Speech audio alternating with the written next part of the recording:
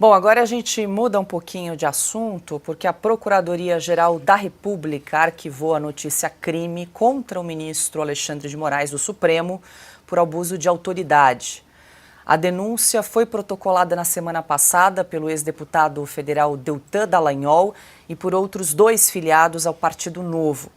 A ação de Deltan mira a decisão de Moraes de mandar prender 2 pessoas acusadas de ameaçar o próprio ministro e também seus familiares. Na ocasião, o ministro agiu como juiz em um caso no qual ele é a vítima.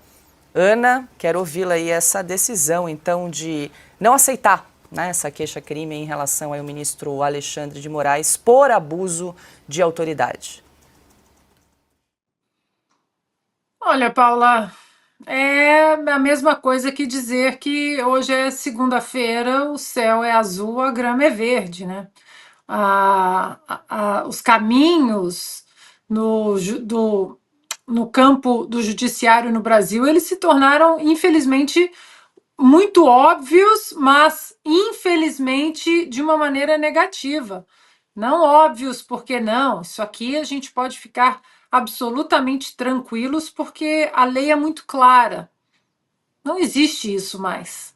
As leis não valem mais nada no Brasil, absolutamente nada. Hoje as leis elas são aplicadas aos casos que chegam até o judiciário, isso já lá em cima, né, na Suprema Corte, já completamente com um grande ponto de interrogação. Ninguém sabe como eles vão interpretar. A PGR, ninguém sabe, né? Porque se olharmos a própria PGR negando o pedido do Deltan para investigar Moraes, isso é uma coisa que todos nós já sabemos, que o Alexandre de Moraes, o ministro, tem cometido ilegalidades constantes, já há muito tempo, com a anuência do Senado, que é a casa revisora exatamente dessas inconstitucionalidades.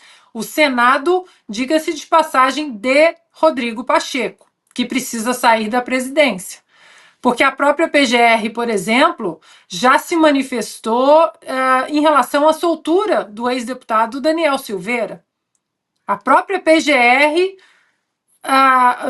no parecer da subprocuradora Lindora Araújo, já disse que a graça, o indulto constitucional dado pelo presidente Bolsonaro é legítimo e que Daniel Silveira deveria estar em casa.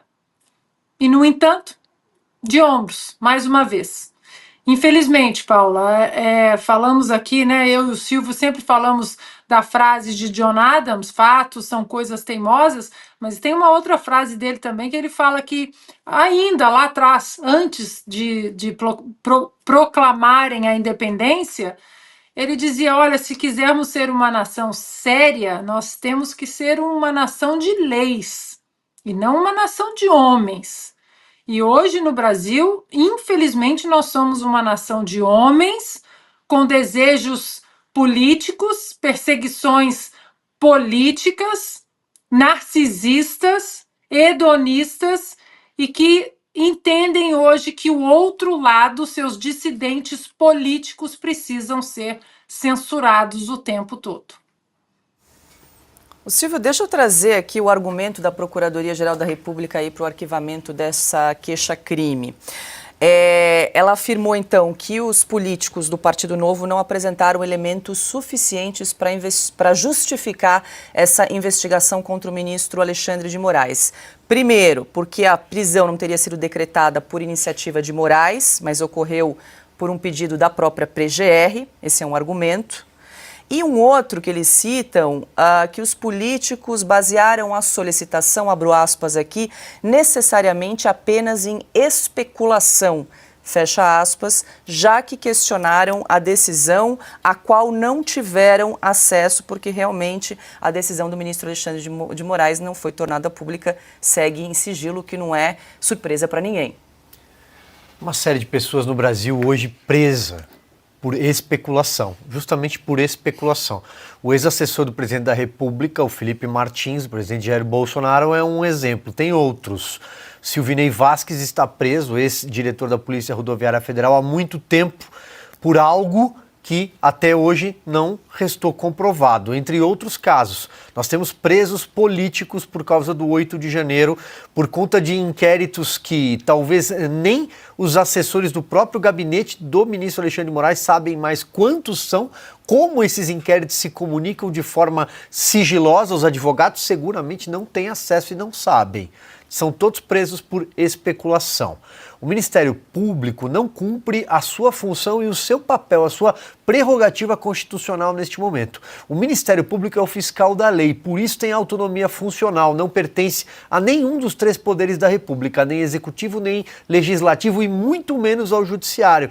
O Ministério Público tem autonomia funcional, mas não é o que nós estamos vendo. Nós estamos vendo um Ministério Público, Procuradoria-Geral da República, que se curvou ao abuso de autoridade ao longo de anos. Não estou falando só deste caso aqui em tela e muito menos só do que aconteceu em 2024. Há anos, a Procuradoria-Geral da República ou tem se rebaixado aos abusos, ao autoritarismo do Supremo Tribunal Federal, ou então sequer ela é chamada à baila, a se manifestar, porque os ministros do Supremo, nesses inquéritos, atropelam o próprio Ministério Público. Então, o papel do Ministério Público precisa ser revisto porque ele não está sendo cumprido. E eu lembro também que o atual Procurador-Geral da República, ao ser aprovado pelo Senado naquela sabatina, foi levantado pelos próprios senadores que era sócio do ministro Gilmar Mendes no passado. Não é possível que o parquê, como se diz em direito, que o responsável por fiscalizar e por denunciar e, em última instância, também por proteger a sociedade civil, o cidadão, tem algum tipo de relação com um juiz ou alguém que vá desempenhar o papel de juiz no caso de um togado. A autonomia funcional do Ministério Público está sendo desconstruída a passos largos. Isso deveria chamar a atenção das autoridades, e aí eu me refiro ao próprio Congresso Nacional, para rever o papel do Ministério Público, porque o Ministério Público não é órgão de assessoramento, nem está lá para ajudar ministros de cortes superiores.